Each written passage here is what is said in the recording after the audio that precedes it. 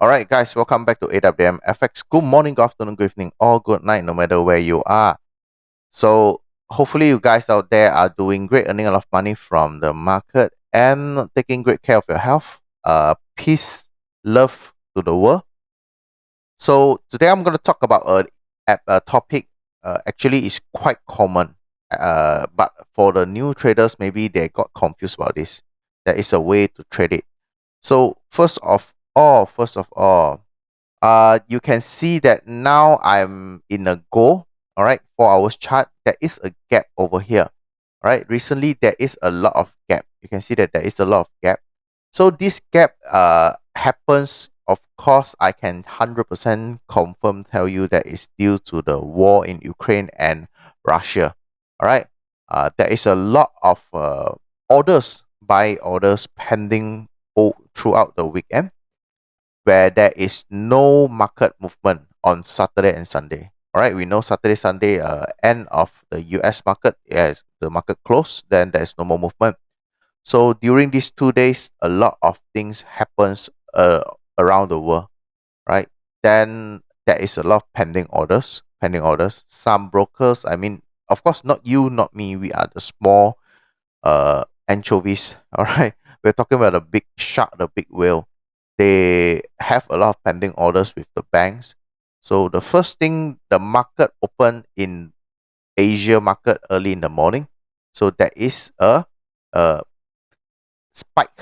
All right, a spike. So you can look at here, the time zone. Actually, there is always a overlap. All right, the Asia market, Sydney market is still okay. All right, actually the main is the Tokyo market. So you can see that there is a lapping between the Asia market and the Euro market, London market.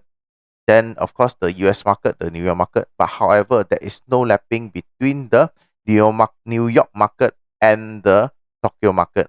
Right? There is no lapping. Right? That is where a lot of things will happen also. And the this kind of gap, not only will happen during war, it will also happen during a big news event, such as let's assume that there's a NFP, all right, or FOMC. So that is a gap, pending order gap, a lot. All right. So what you should be doing. So whenever you see a gap such as this, all right, a big gap, there is a big gap, just jump and then going up. So you have to be very, very careful on your buy. It does not mean the momentum is keep on going. All right. All these things we call it, of course, I believe some of you have heard of it, is the market inefficiency or imbalance. All right. There is a very big imbalance. Somewhere in the market, either in the London market, usually, all right, based on my experience, I can tell you that New York market is the one that will always come and close back this gap. All right. But does it mean that you have to sell all the way? No, it does not mean that. All right. I also saw some market. All right. I also saw some market that has a very, very long effect. It takes the whole week to come back and close this gap. All right. I've seen that. I've seen that. So the price go up and then go all the way, making a lot of pullback, making a lot of retracement. Then only until Thursday, slowly spike down, really spike down and then close the gap and then continue with its original trend. So what is the way to how should I say how should you trade this kind of uh uh trade or this kind of movement? All right, always look for always look for sign of weakness, right? So if you see this should I say structure break, all right, always look for structure break. All right, go into small time frame, look at it. There is always a sign of weakness. Example over here, I will share many times. This is what we call it, the three drive at the last leg, right? This is one of the sign. You can see that the price move up. This is not a QML, please. This is a bullshit. This is not a QML. The price move up very, very fast and then start giving sign of weakness. and then it drops. All right, and then it drops. So this is a sign of weakness. So what you can see is that once it has dropped, it has broke all this structure in the small time frame. All right, you keep on selling on any supply zone in small time frame. For me, goal is of course 5 minutes. So this is a zone. Yes, it doesn't trigger here. It doesn't trigger here, but it trigger at the back over there. Right? Then there is also this zone. You need to know your mapping. You need to know your supply zone. Just keep on selling on your supply zone only. That's all. Catch the falling knife all the way. Right? Until the zone area. All right? If you guys do not understand, do not know, just take your TP over here. Right? Your take profit. Just place it over here. Or if you guys have some understanding, it might be this zone. Right? This zone. I will never know. I can tell you it will hit this zone. I will never know. I am not right. I am not a future reader. I do not know if it reacts at this zone.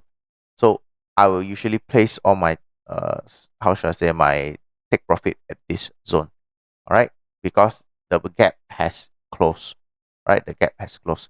So once the gap has closed, monitor for any structure break, and it will keep on going up. So example over here. Small time frame, still at small time frame to reduce your risk. All right, because original we already know the week. For those guys in my mentorship, you already know weekly, daily, hourly, 4 hourly is already bullish.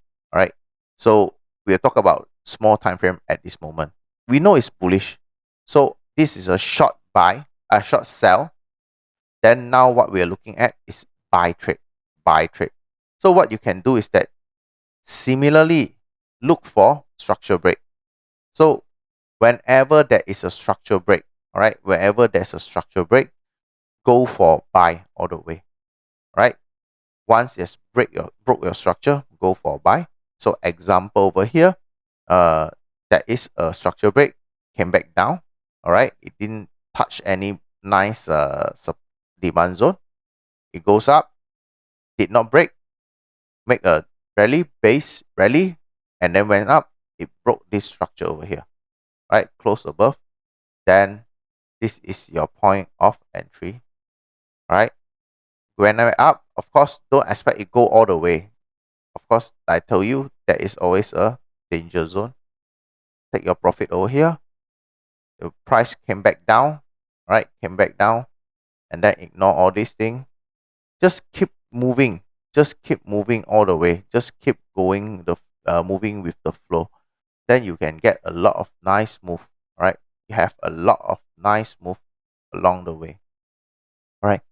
So that is how you trade the gap, right? Wait for the structure to break, all right? I don't care what kind of method you're using, especially the indicators. I can tell you indicators in this scenario will go haywire, although they have no data to analysis, because indicators, I can tell you, they are based on average, all right, average movement before that.